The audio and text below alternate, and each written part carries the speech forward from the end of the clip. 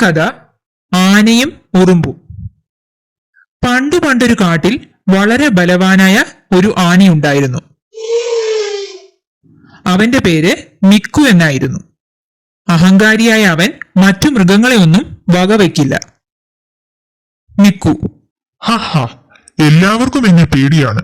ഞാനാണല്ലോ ഈ കാട്ടിലെ ഏറ്റവും വലിയ ജീവി. ഓ, എന്താ ഇത്? ഇതൊരു ചെറിയ ഉറുമ്പല്ലേ? ഇവൻ എങ്ങനെയാണ് ഈ വലിയ ലഡു ചുമന്നുകൊണ്ടു പോകുന്നത്? ഇത് കേട്ട ചിന്നനുറുമ്പ് പറഞ്ഞു: എന്നെ വെറുതെ കളിയാക്കുന്നോ ആനി?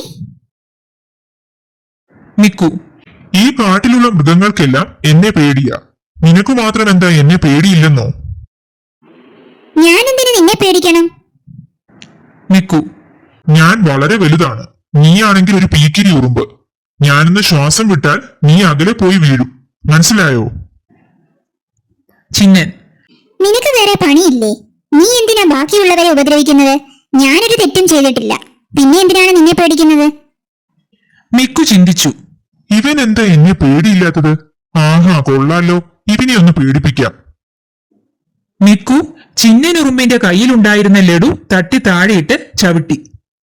എന്നിട്ട് മിക്കു പറഞ്ഞു: ഇത് കണ്ടല്ലോ, ഇതുപോലെ നിന്നെയും ചവിട്ടി ഇങ്ങനെയാക്കൂ. ചിന്നൻ: ഞാൻ എന്ത് കഷ്ടപ്പെട്ട് എന്റെ കുഞ്ഞുങ്ങൾക്ക് വേണ്ടി ശേഖരിച്ചതാണ്. നിന്നെ ഞാനൊരു പാഠം പഠിപ്പിക്കും. എന്നും പറഞ്ഞ് ചിന്നനുറുമ്പ് ആനയുടെ കാല് ലക്ഷ്യമാക്കി നടന്നു. കാല് തല്ലിക്കുടഞ്ഞിട്ടും താഴെ പോകാതെ പിടിച്ചിരുന്ന ചിന്നൻ മിക്കുവിന്റെ ചെവി ലക്ഷ്യമാക്കി നീങ്ങി. ചെവിയിലേക്ക് കയറിയ ചിന്നനുറുമ്പ് ആനയെ അസ്വസ്ഥനാക്കി. മിക്കു ആന അലറിക്കരയാൻ തുടങ്ങി. അയ്യോ, എന്നോട് ക്ഷമിക്കു ചിന്ന, എന്നെ വെറുതെ വിടൂ. ചിന്നൻ: നിന്നേക്കാൾ ചെറിയ മൃഗങ്ങളെ നീ പുച്ഛിക്കരുത്. എല്ലാവർക്കും ജീവിക്കണം. ഈ കഥയുടെ ഗുണപാഠം: നമ്മൾ എല്ലാവരും തുല്യരാണ്. വലിപ്പ ചെറുപ്പത്തിൽ കാര്യമില്ല, ബുദ്ധിയാണ് വേണ്ടത്. ഇതായിരുന്നു ഇന്നത്തെ കഥ ആനയും ഉറുമ്പും.